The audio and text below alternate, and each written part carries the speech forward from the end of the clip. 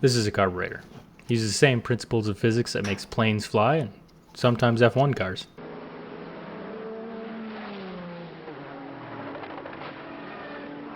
It's called Bernoulli's principle.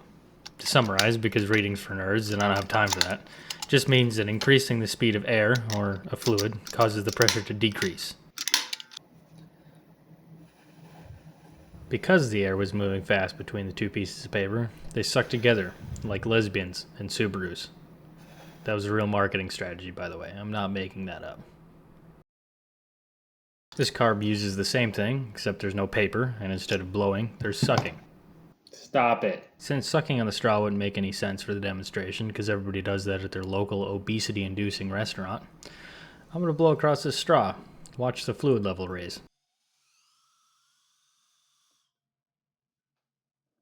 You broke it.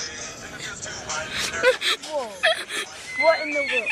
The water coming up the straw means that there's suction on the water, pulling it up the straw. This is how the carburetor draws fuel from the bowl into the intake of the engine. Now, this one's actually terrible as a demonstration piece because it's about as complicated as carbs get. It's a progressive stage carb with an accelerator pump, an aerator jets, and a choke. It's got jets all over the place, and to be honest with you, I don't know how to adjust half of them. Down in these two holes here are the two Venturi tubes. They're the same as the straw in the cup. It's all the same thing.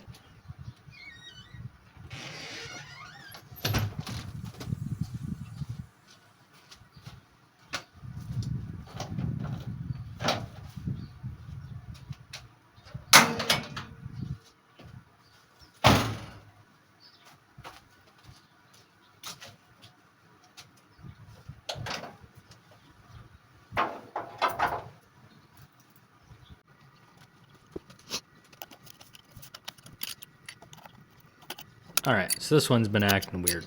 It's been on the truck as long as I've had it, and it's had barely any attention paid to it since I put it on.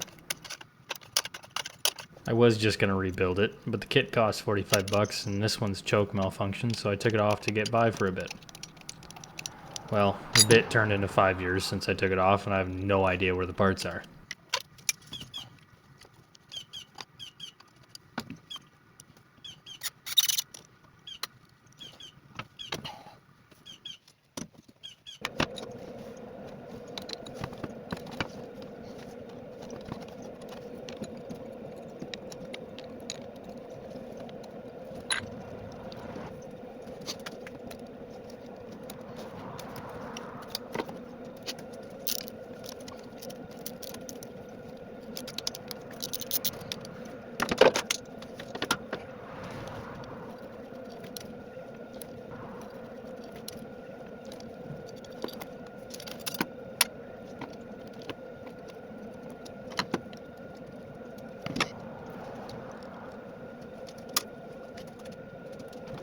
The jets in this one were, close to right. At least the thing ran. So I'm going to swap them over for now. And they're probably going to need changed later, but I'm going to change one thing at a time. Because that's like science or something. Yeah, Mr. White. Yes, science.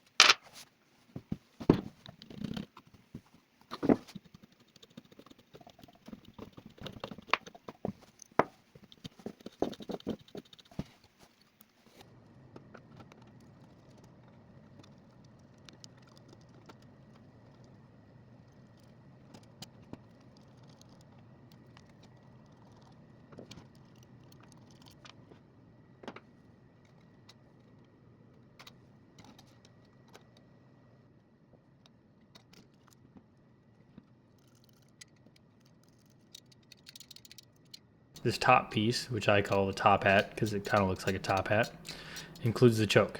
It literally chokes the engine to make it happy. Stop it. When the choke is closed, it allows less air in. That creates a vacuum. This forces more fuel to flow through the venturi tubes and the jets to actually get the engine started. Because when the engine's not running, there's no flow through the jets, so there's no fuel. This helps start that. This bowl here in the casting is exactly like our cup and the straw. This is the cup. These two black things here make up the float. They float. That's it.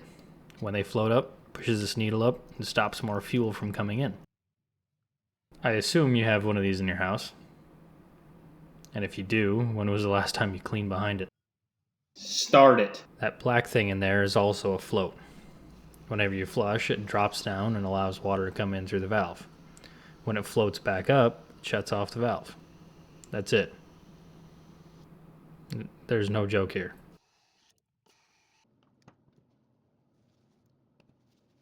Now, hopefully this fixes the weird stuttering issue I had. And if it doesn't go away, I'll just cry a little inside, move on with life for a while until I get tired of it again. And then maybe I'll pull it off and look at it some more and probably put a new one back on, I guess.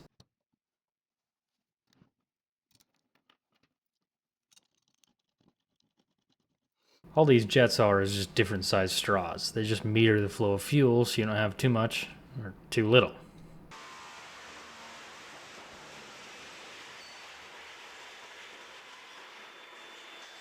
So, in short, this thing's part toilet, part airplane, and part cuckoo clock, all wrapped up into one small package of confusing and frustrating. Holy fuck, are you kidding me? Well, I guess it's just that cold out. God damn it.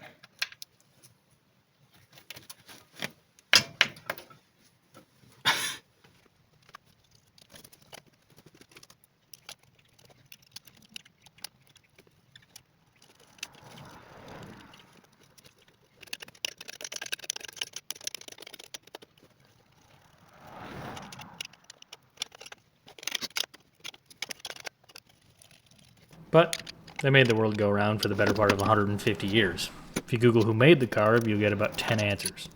Most are from the 1800s. Carl Benz patented it in 1886. Or 88. I don't know, I found conflicting sources, but you get the idea.